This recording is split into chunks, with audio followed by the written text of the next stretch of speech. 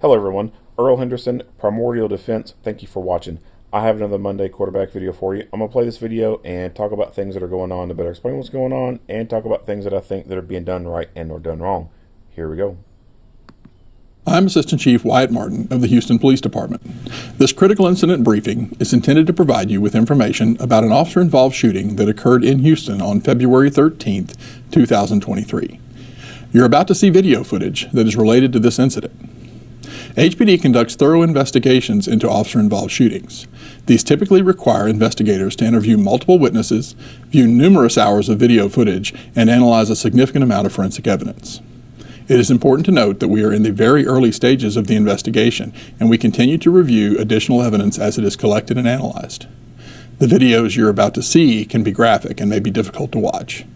These videos may also contain strong language. Viewer discretion is advised.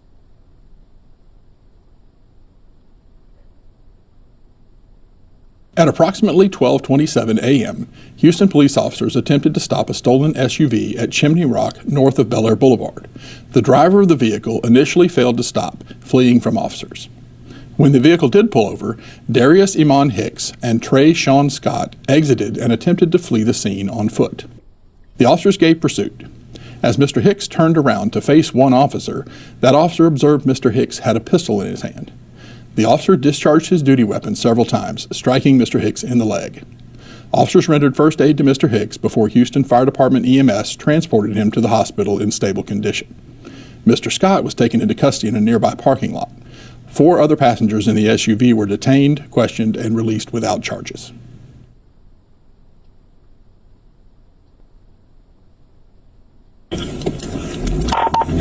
Looks like I got a Bel Air unit with me. I'll be on there in a second. Alright, he's going to be going back westbound on Bel Air. Light him up. I'm going to light him up. I got Bel Air with me. Alright, show me around.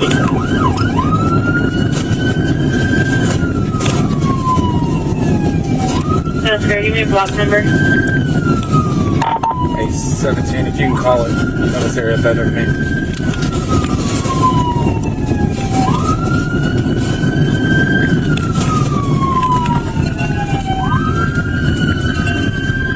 So nice going. All the way well.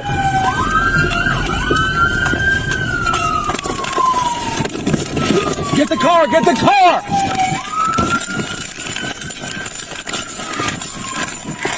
Get on the ground! Get on the ground!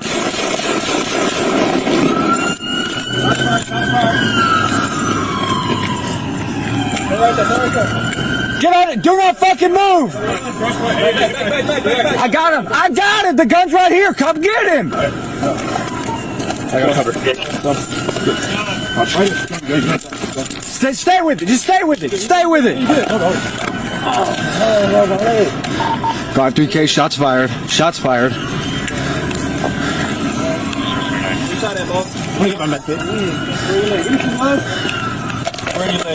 Hey, we got the gun right there. Someone else, you good? Yeah, I'm good. Alright. Just gonna hang on to your shop, right? Yeah. You're good, dude. Fuck, dude, what the fuck was he doing?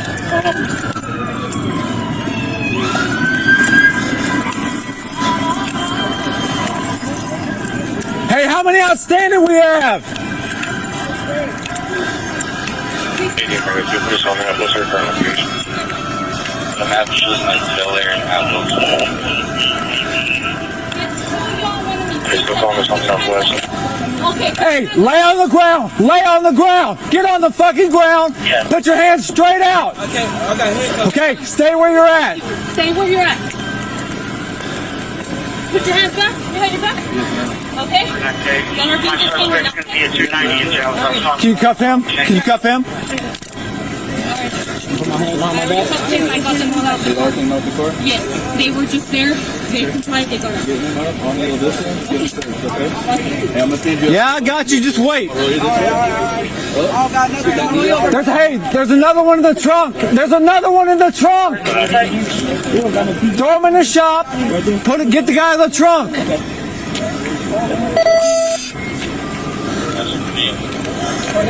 Keep your hands up. I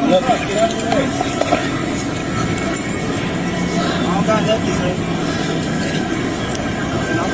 That's fine. Keep your hands where I can see them. Okay, I got him. Go ahead and open the trunk. I got you. I got you. I got you. I got you. I got. Lay down and lay flat on your stomach. Flat on your stomach. I'm telling you, I got you. Relax. I ran out. I don't know nothing. I'm telling you, I don't know nothing, man. Yes, sir. I'm telling you, I don't got nothing. I don't got nothing.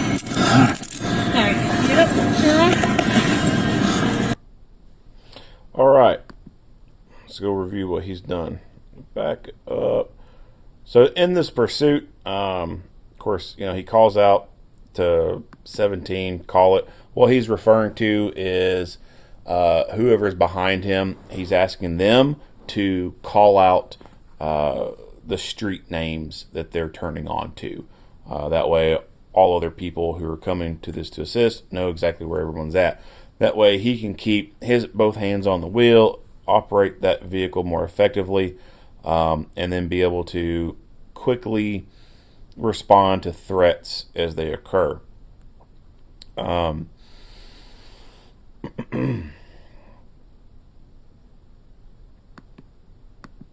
the ground! Get on the ground!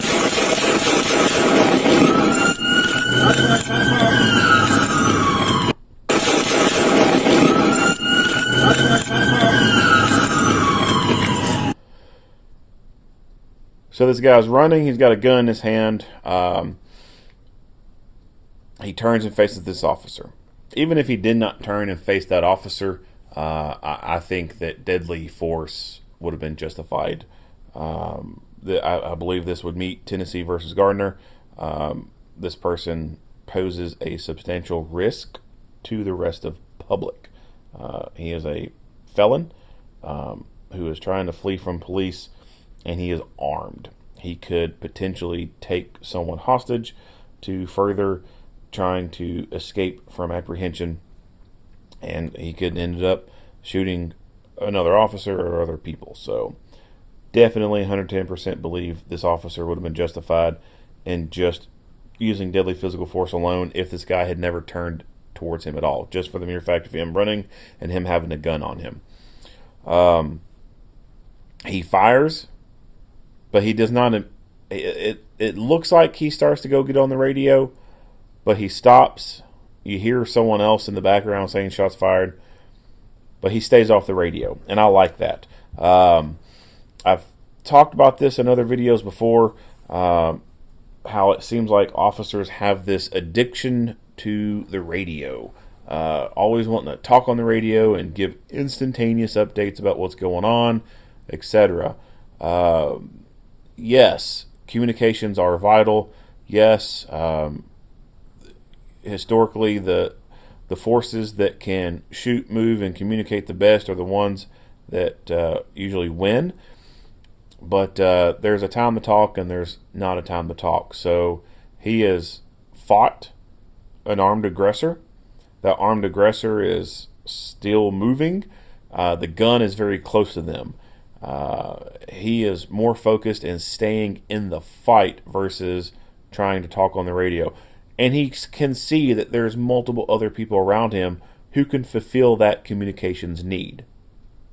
He is at the tip of the spear. He is at the front of the stack. He needs to be focused on fighting. People behind him can be the ones talking on the radio, telling dispatch what's going on, telling other units where they need to come to, etc. He needs to be solely focused on working that gun, if he needs to work that gun anymore. Get on it! Do not fucking move! I got him! I got it! The gun's right here! Come get him! So I don't know what kind of gun he's got, but it looks like it's got the classic extendo sticking out of it. These dudes fucking love their extendos, man. Got that extended mag, bruh. Got that extendo, bruh. No idea what kind of gun it is. Can't tell from here. It's probably not anything of good quality. And probably most likely stolen. Now, he shoots the guy, and then he turns around and leaves that immediate scene. It lets the other people take over, and then he finds more work to go do. Now, between that and here, I would have liked to have seen him conduct a magazine change. That way, if he has to fight some more, he's going to be able to fight with a fresh mag versus a partially depleted mag. But he goes back here, he sees that there's at first it looks like there's only one officer dealing with these people. She's got one cuffed, cuffing another. There's one that was in the car. He crawled out, and there's another one in the car. He does work. He gets his gun out, provides lethal cover, and is still in the game. And I have no problem with that whatsoever. I think that's perfectly acceptable. I'm not the biggest fan always of when you see in these videos an officer has been involved in a shooting, and then immediately, like, someone comes over to them and, for lack of better term, goes and puts them in timeout. Like, oh, come over here, we're going to sit you in this car. You can't do anything else. In some scenarios, you know, that may work. That may be what needs to be done. But there's other scenarios where there's still work to be done, and that person's still a capable person, and they can be doing stuff. And I have no problem with an officer doing other things on a scene after they've had to use deadly physical force against someone. All right, let's go to the next video. Sorry. Get up,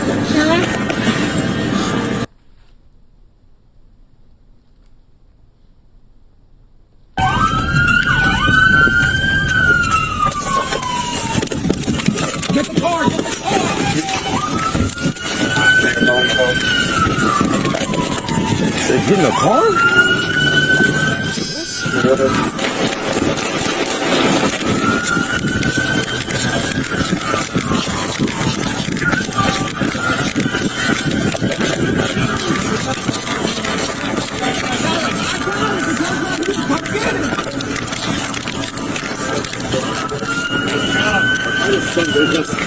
They stay with you, stay with it, stay with it.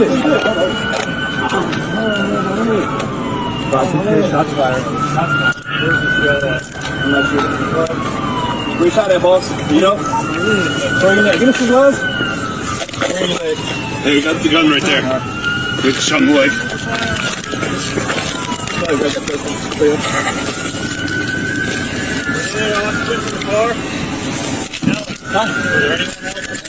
One suspect ran this way. Black male. So we have one outstanding. Did you guys check it? Hey, where he go? This way. We should be running out either north or southbound. Southbound. Black male, white hoodie, black jeans. Where you head at, bro? Right leg. Right leg? Okay. Try to do a blood sweep on him. It's gonna hurt a little bit, you know.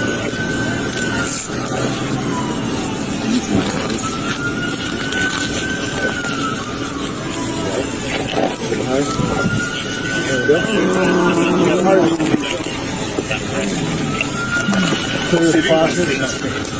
I gotta see something. What's that? Yes. Anytime, boss, all right?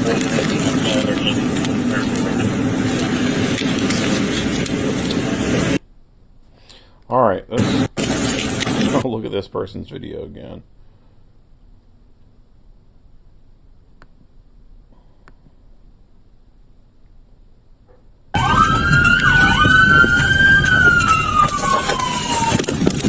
Get the car! Get the car!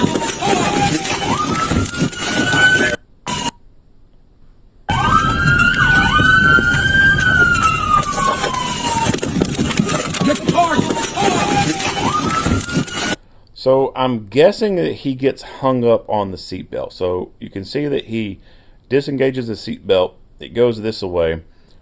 But I'm guessing it possibly got hung up on a pouch on his belt. Maybe his gun holster, potentially, or maybe it was just still where his right arm was in the loop of it.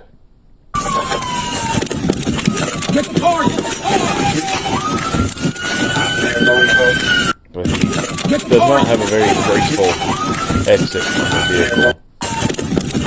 Get the car!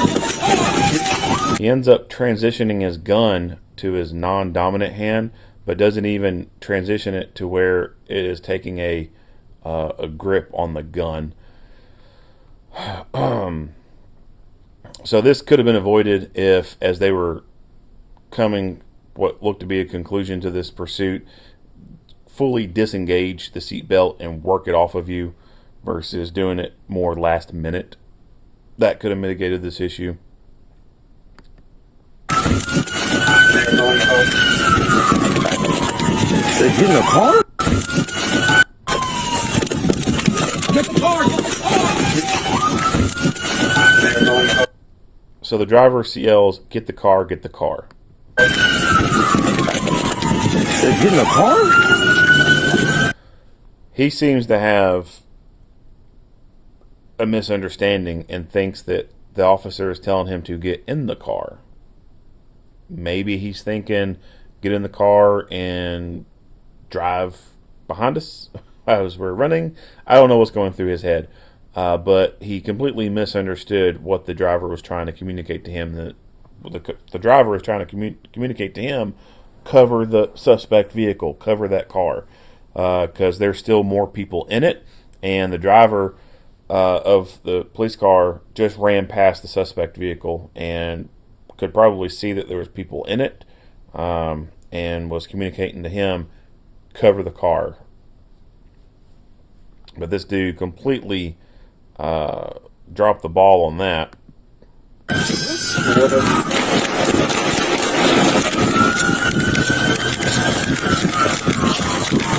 And then runs past the suspect vehicle and goes down here. See what this person does.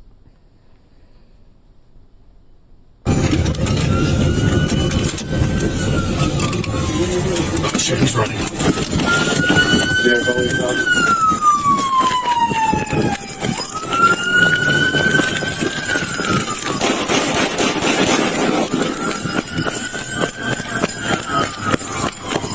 Seventeen 11, shots fired, shots fired. Hey, get online, get online, Get online. Plus part. Hey, get back.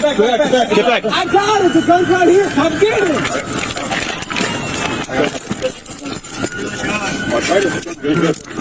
Just stay with it. Just stay with it. Just stay with it.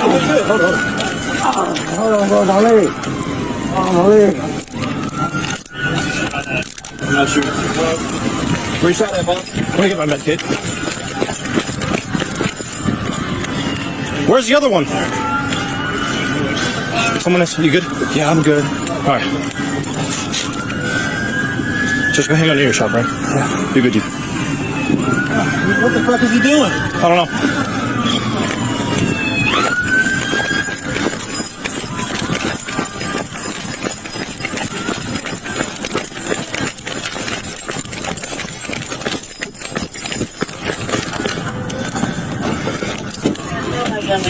I have one running all the way southbound on Renwick.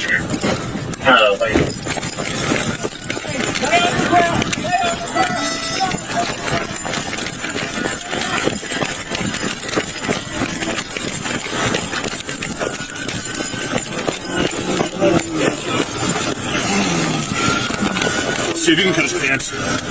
I got a seatbelt cutter. All right.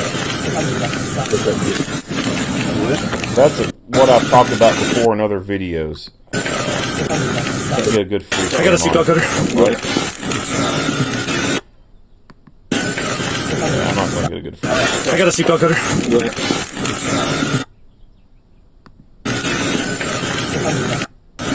I got a seatbelt cutter. Yeah, I'm not going to get a good freeze frame on this thing. But when you replay it, you can kind of see the shape of this thing. It's just a hook-shaped kind of deal. It's not like a knife. It don't have a pointed end to it. The sharp part of this cutter is curved and is on the inside part, so that you're less likely to cut a person as you are cutting through the clothing. It's kind of like one of those letter openers, sort of. Has that. It's not a recessed blade on this one, but it's curved and shaped in a way that's kind of like one of those. But it's a safer way to cut clothing off of a person versus using something like a knife. A knife isn't the greatest thing to be using to cut off a person because you run the risk of potentially further injuring them. Either stabbing them as you're trying to cut through that clothing or slashing them as you're trying to cut that clothing. So seatbelt cutters, rescue hooks, those are good things to use. And the best thing to use is shears, EMT shears. Now, EMT shears can be kind of bulky. They're the shape and footprint of a pair of scissors. So it could be hard to carry on you. One of these seatbelt cutters is something that you can keep on you, carry on you. It doesn't take up a whole lot of room. Now, there is a set of tactical EMT shears out there. I think they're made by Leatherman. I'm not 100% sure. But they fold up, and once they're folded up, they kind of take on the footprint of a folded up knife. And you can unfold these things, and then boom, they're like a full set of shears, and you get the benefits of shears. You can cut through very thick clothing, cut through leather very easily, and not run the risk of cutting a person or stabbing them when you're doing this.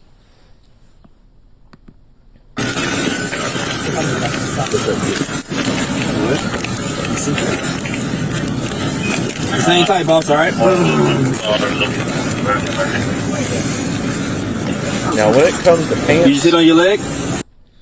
When it comes to pants, in my opinion, the best way to remove pants to be able to treat injuries or look for more injuries is just take the pants off the same way they came on. Just pull them down to their ankles.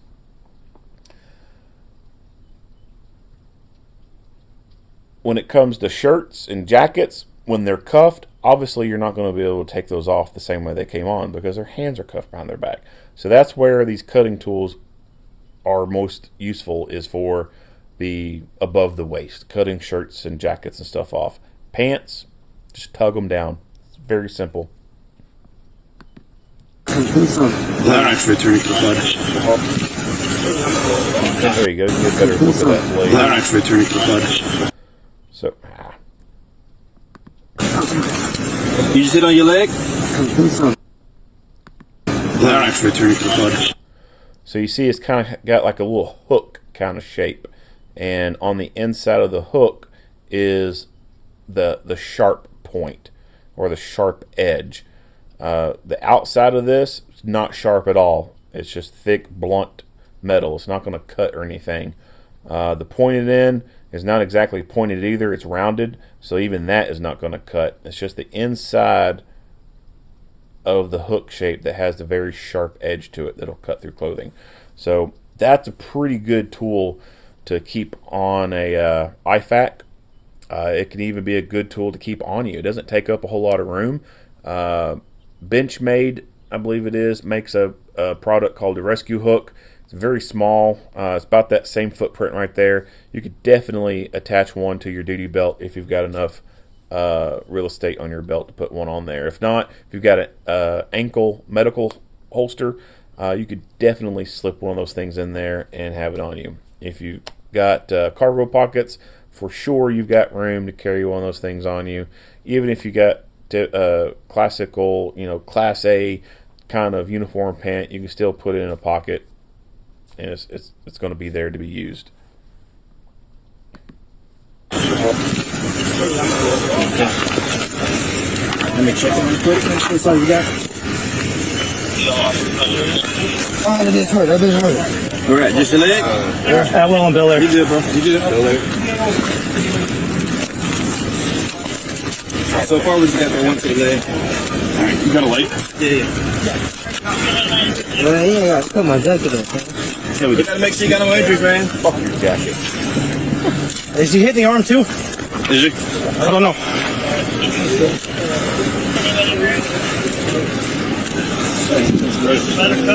Officers are okay. All right, like it's just one to the leg. Yeah. Doesn't look like it's blood.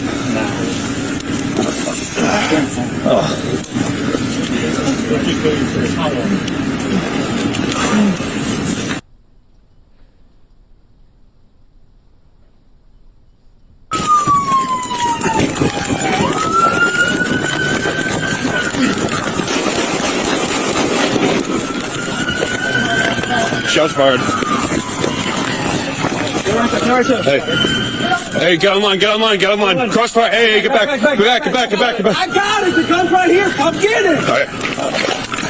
I got cover. Watch. Gun. Stay with me. Hold on, bro. My leg. My leg. Hold on, bro. My leg. Watch. Gun. So I understand wanting to get the gun away from the person's immediate reach. On a flat surface,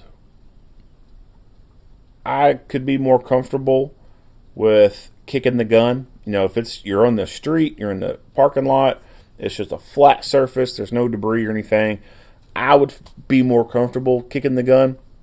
But when it's on gravel or it's on uneven surface and there's debris right there, I would not be so comfortable in kicking that gun, because there could be something on the ground that can get up into the trigger guard, and as you kicked it or as it's starting to slide across, something can slide up into that trigger guard, press that trigger, and make that gun go off. So for that kind of scenario where that gun was laying out, I think picking it up would be the safer option. Now, if it was laying right here on the sidewalk, there ain't shit on here for anything to slide up into the trigger guard, yeah, kick that damn thing, slide it across, perfectly fine, a lot more safe. Hold on, bro. My leg. My leg. Reach out there, boss. You know? My leg. Where your leg? Give me some gloves. Where your leg? Hey, we got the gun right there. Big shot in the leg. I got that paper for you.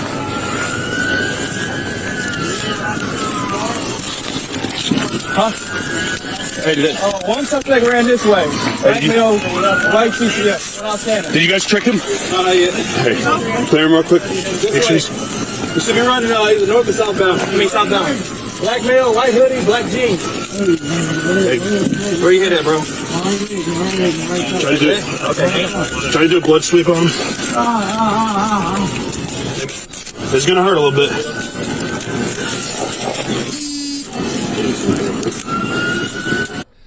So he put on work gloves, which that could work, but it is likely that the blood could soak through that glove and get to his hand.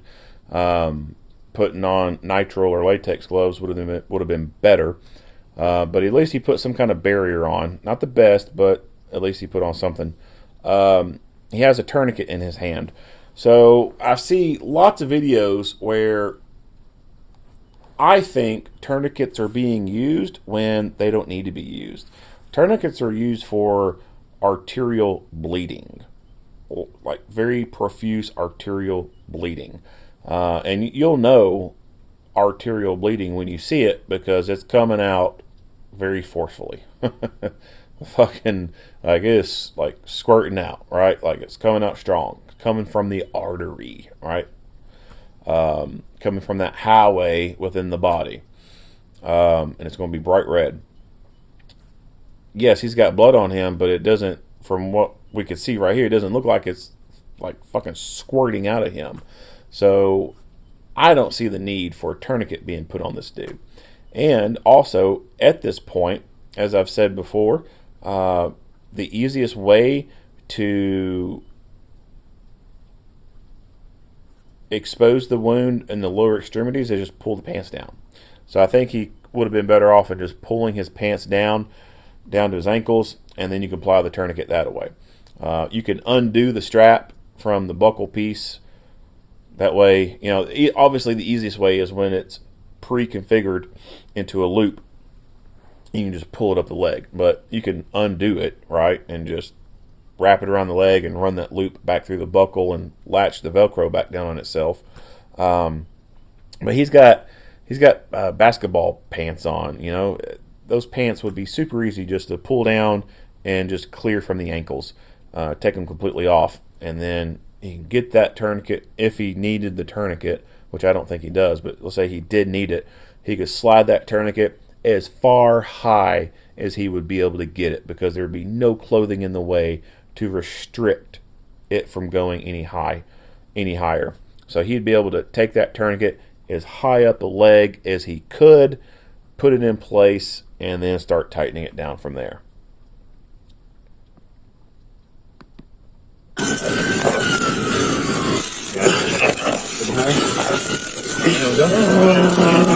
Pants up.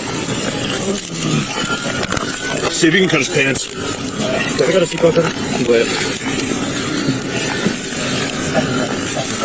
And you got to think too, with clothing restrictions, a lot of these street thugs, they sag their pants. So the crotch of the pant is going to prevent you from being able to bring that tourniquet any higher, unless it's a baggy enough and loose enough material that you can just overcome the resistance of it and push it up higher. But since they like to sag their pants so much, the crotch seam of the pants is going to hinder your ability to bring that tourniquet as high up as you can get it.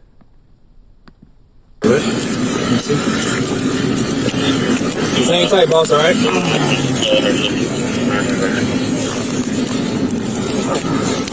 You sit on your leg? Well, they're actually turning to the flood.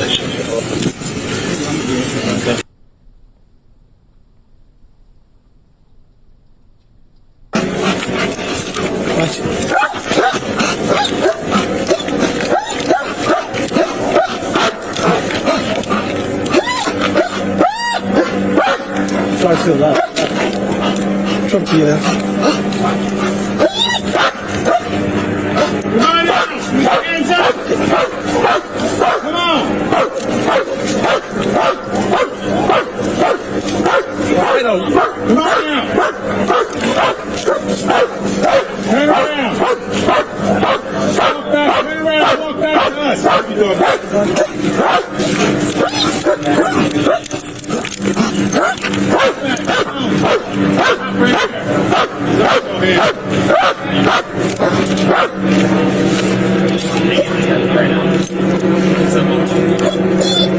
Good work.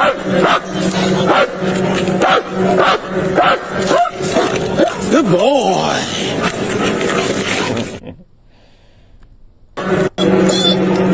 Wish he would have let the dog loose on this dude. So this looks like the buddy who took off running. At least they caught up to him and took his stupid ass into custody. Alright, that's it. Nothing else to say about this video. If you like what you hear and see, go ahead and give me a like and a share. If you haven't already, hit the subscribe button and stay tuned for more Monday quarterback videos. Earl Henderson, Primordial Defense. Thank you for watching.